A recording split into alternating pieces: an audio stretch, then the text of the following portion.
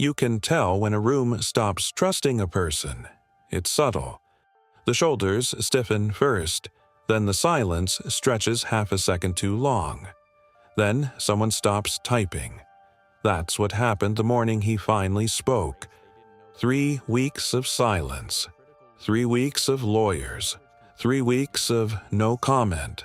And then he leaned into the microphone and said, "I was there." Not, "I tried to help." Not, "I loved her." Not, "This is a misunderstanding." Just, "I was there," which is interesting. Because up until that moment, the story was about a missing grandmother. After that moment, it became about a timeline that didn't add up. And timelines don't lie. People do. Let's go back. Nancy Guthrie is 84. She's the kind of woman who shows up to church early. Not because she has to, but because someone has to unlock the side door and turn on the lights. She keeps hard candy in her purse. She still writes checks. She labels leftovers with masking tape. Her neighbors describe her as steady. That's code for predictable. Predictable is safe. Predictable is the opposite of vanishing. She lives in Tucson, Arizona. Quiet neighborhood, desert sunsets. The kind of place where the biggest crime is usually someone stealing a package off a porch. Nancy has a pacemaker. It keeps her heart in rhythm. Important detail, because on February 1st, that rhythm changed. And then it stopped. That evening started normally, which is always how these stories start. At 7:12 p.m., food is delivered to Nancy's house. 2 meals, not 1. 2. Now, 2 meals doesn't mean murder. Let's be clear. 2 meals means dinner. But dinner implies company. And company means someone else was there before anything went wrong. The order came from her son-in-law's account, Tommaso. He had been helping Nancy manage some financial paperwork, power of attorney, bills, estate planning. You know, the kind of stuff families swear will never cause tension. Except it almost always does.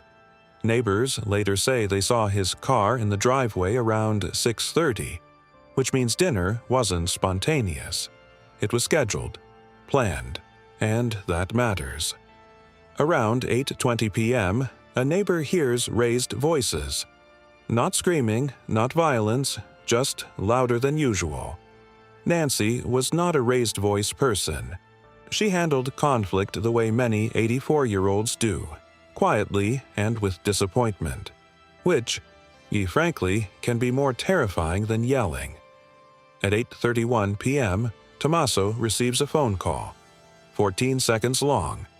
14 seconds is barely enough time to order a coffee. It's enough time to say, "Now," or "Are you ready?" or "Do it." The number is prepaid, burner phone territory, which is rarely associated with surprise birthday parties. Then the pacemaker data begins to shift. 8:42 p.m. Her heart rhythm spikes.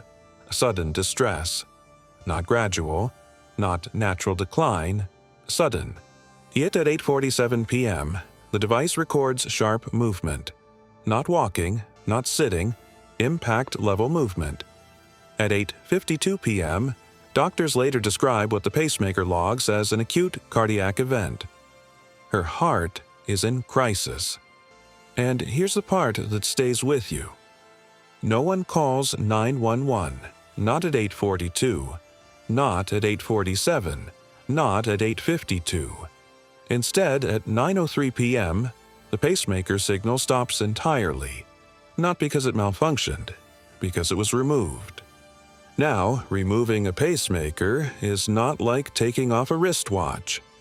It requires force, it requires intention, it requires time.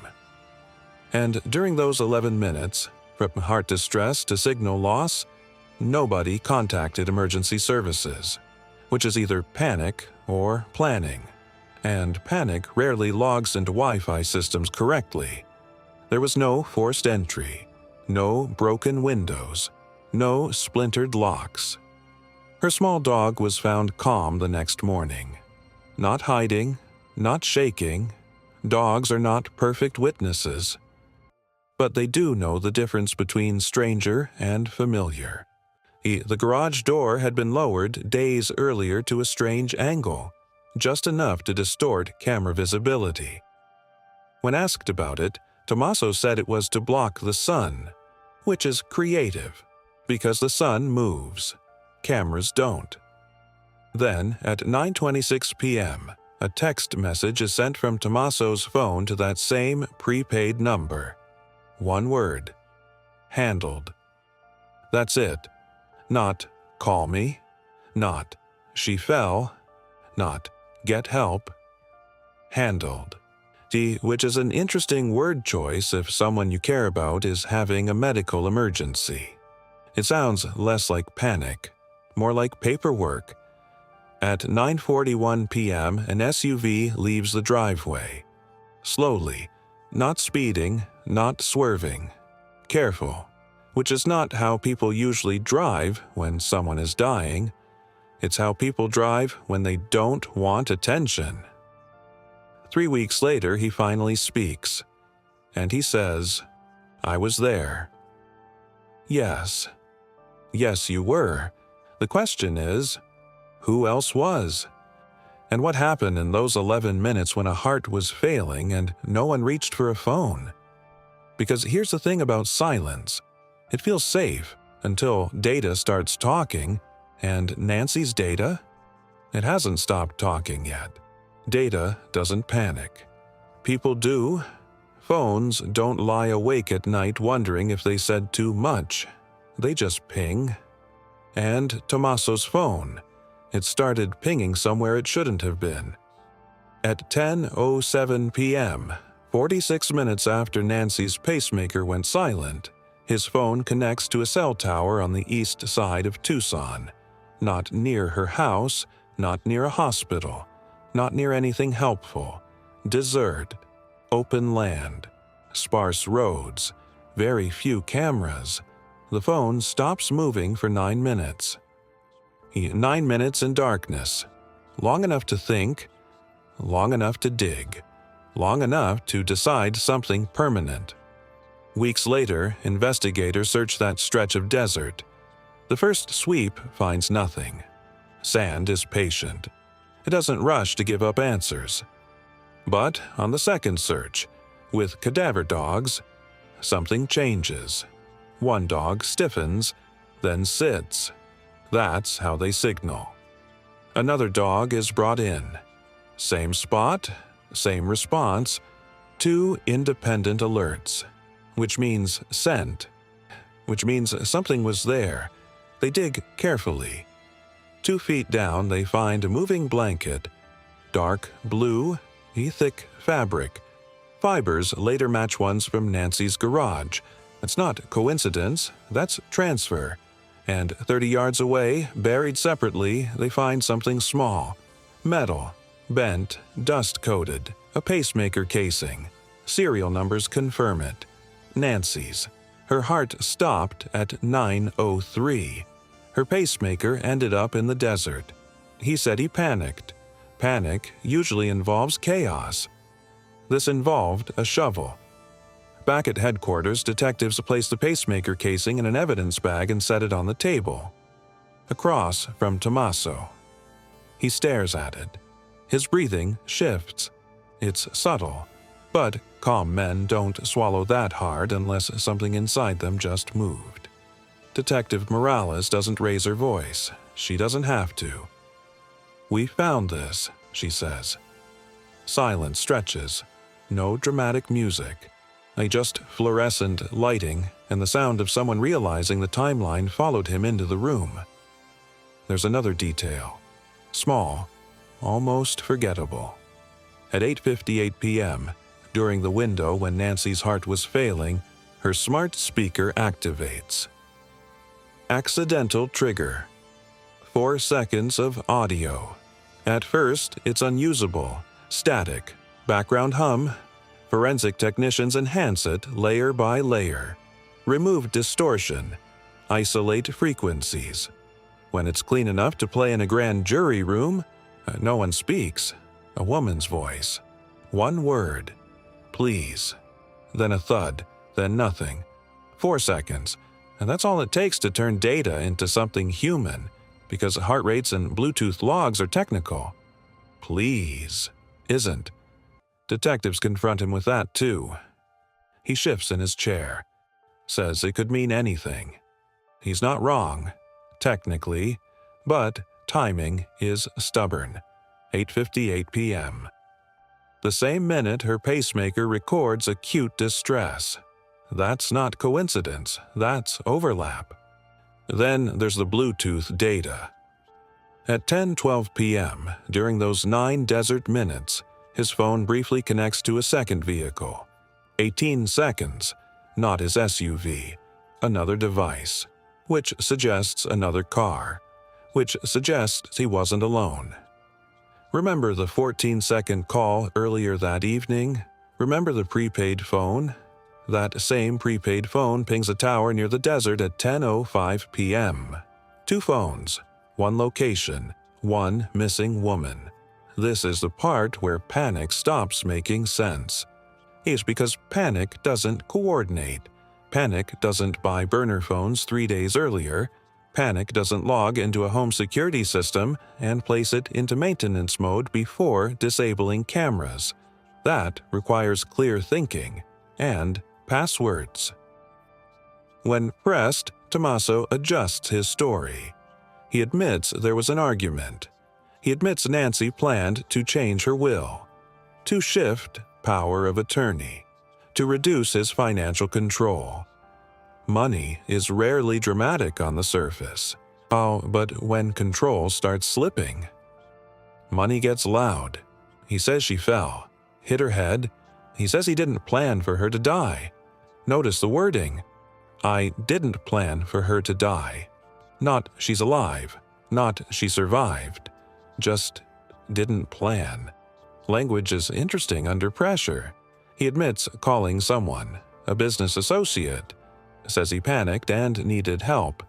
That associate allegedly arrives later, suggests staging the scene, removing the pacemaker, destroying cameras, making it look like a break-in. If that's true, then what happened in that garage wasn't an accident. It was a decision tree. Option A, call 911. Option B, call a friend. He chose B, and somewhere in that garage, Nancy stopped breathing. He claims she was alive when they moved her, which might be the most disturbing sentence in this entire case, because that means there was still time. Time to help. Time to reverse it. Time to choose differently. An arrest warrant follows. To obstruction.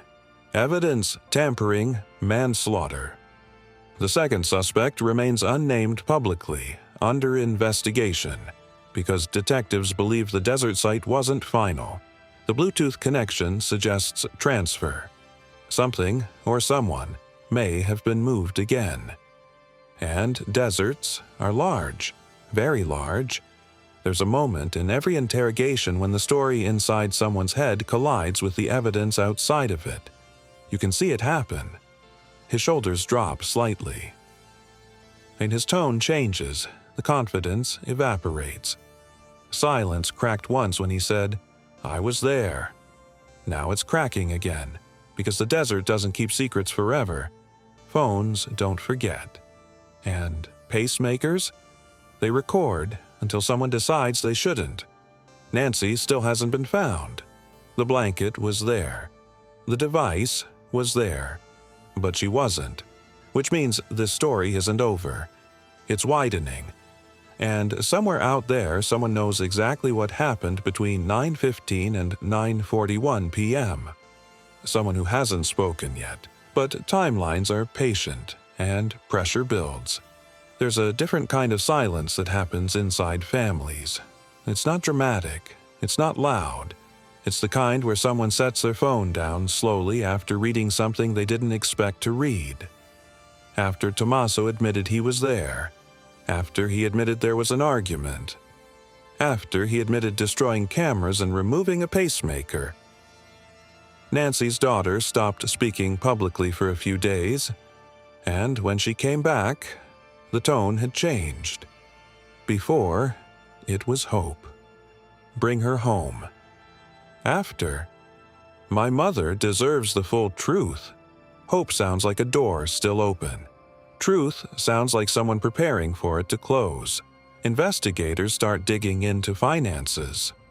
And this is where things get less emotional and more uncomfortable. Bank records show transfers. Small at first, then larger. Nothing cartoonishly villainous. Just movement. Money moving from accounts Nancy trusted. Money being repositioned. Nancy had scheduled a meeting with her attorney 2 days after she disappeared. February 3rd. Purpose: change legal documents. Shift power of attorney. Rebalance control. It's amazing how often major life decisions happen right before major crimes. Almost like someone noticed. Almost like someone realized the clock was ticking. People do strange things when they feel control slipping. Some people argue. Some people withdraw. Some people double down. And some people convince themselves that if they just manage the situation carefully enough, it won't spiral. But here's the problem with handling something. Once you start treating people like problems to manage instead of lives to protect, you cross a line. And lines are hard to uncross. Inside the family, conversations turned private. We know one happened. Nancy's daughter asked him directly, "Who else was there?" It's a simple question, not accusatory, not dramatic. Just direct. He didn't give her a clear answer, and sometimes the absence of an answer is the loudest thing in the room. Meanwhile, the second suspect remains under investigation. Detectives re-examine traffic cameras, gas station footage, desert road intersections. They deploy ground-penetrating radar in new locations. The desert is wide, but not infinite, and cell tower data narrows wide places into smaller ones. Prosecutors continue presenting evidence to a grand jury. Pacemaker logs, Bluetooth records, text messages, the 4-second audio clip. Please. It plays again and again, because once you hear it, it's hard to unhear. Tommaso maintains he didn't plan for her to die, which may be true, but here's something uncomfortable. Not planning for death doesn't absolve decisions that lead to it. You don't have to intend tragedy to create it. Sometimes all it takes is one moment where pride is louder than compassion. One moment where reputation feels more urgent than rescue. One moment where calling a friend feels easier than calling an ambulance. And that moment stretches. 11 minutes long. Nancy Guthrie is not a headline. She is not a thumbnail. She is not a comment section debate. She is an 84-year-old woman who baked cookies and showed up early to church. She left a voicemail saying she wasn't comfortable. She said, "please," into a room that did not answer her. And somewhere between 9:15 and 9:41 that night, choices were made around her instead of for her. That's the part that lingers. Not the desert, not the burner phone, not even the pacemaker. The choices. As of now, she has not been found. The case is moving toward prosecution. The second suspect has not spoken publicly, and someone out there still knows the final location. Someone who has watched every update, read every headline, heard every analysis, and felt the pressure building. Because silence feels powerful at first, it feels protective. But silence has an expiration date. It cracked once at that press conference. It cracked again in that interrogation room, and it will crack completely. It always does. If you know anything about Nancy Guthrie's disappearance, contact authorities. If this story moved you, check on someone elderly in your life. Sometimes protection doesn't look dramatic. Sometimes it's just showing up. And sometimes it's picking up the phone when it matters, because in this case, one phone call might have changed everything. Nancy deserves truth, and truth eventually demands to be heard.